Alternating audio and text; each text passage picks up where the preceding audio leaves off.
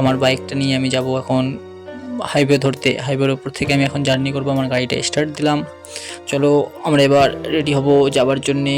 Stand থেকে নামিয়ে গাড়িটা, অয়েল ফুল আছে, কোনো চাপ নেই। এটা হচ্ছে আমাদের খলসিনি গাড়িতলা ব্রিজের নিচে।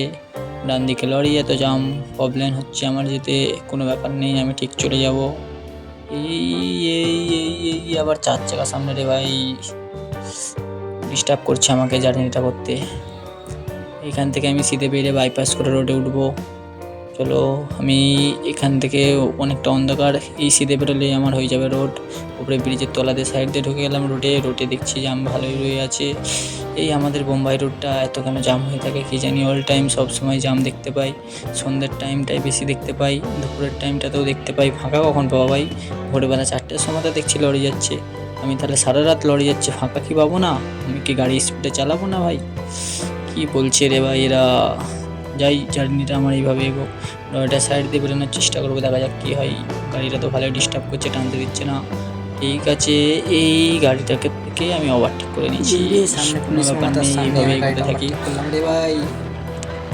সামনে অন্ধকারের জন্য কিছু সেরকম দেখা যাচ্ছে না, লাইটের আলোতে শুধু গাড়ির আলো দেখা যাচ্ছে। চলো আমি এগোই এইভাবেই। রোডটা পুরো মাখনের মতন সুন্দর রোড করে রেখেছে আমাদের এই রোডটা। এই শালা ঢ্যামনা চোদা রে, কি রে তোদের কি অবস্থা? এরকম কেন করিস তোরা? ভয় লাগে তো। এই বাইকারদের এগুলোই ভাই, এদের এর মতন চুতিয়াদের জন্যই বাইকারদের ভয়। বাইকাররা ঠিকঠাকই বাইক চালায়, এদের জন্য এই অবস্থা হয়। আমাদের কষ্টটা কেউ বুঝবে না, শুধু এই বড় বড় গাড়ি নিয়ে রোডে। আমাদের বাইকারদের জন্য আলাদা একটা সিঙ্গেল রোড করে দিলে কত ভালো হতো, যে যেমন খুশি শুধু বাইক চালিয়ে যাবে। এরকম কপাল কি আমাদের হবে না? দেখো এত জাম, এই লরিগুলি সব থেকে বেশি বড় বড় জায়গা নিয়ে জাম করে দিচ্ছে। না 4 চাকাকে যেতে দিচ্ছে, না আমাকে যেতে দিচ্ছে। তাহলে যাবেটা কি ভাই? তোরাই শুধু যাবে নাকি? রোড ছাড় ভাই, ছাড়। চলো ভাই, চলো চলো চলো ভাই, সুন্দরভাবে যাচ্ছে। চলো এইভাবেই এগোতে থাক।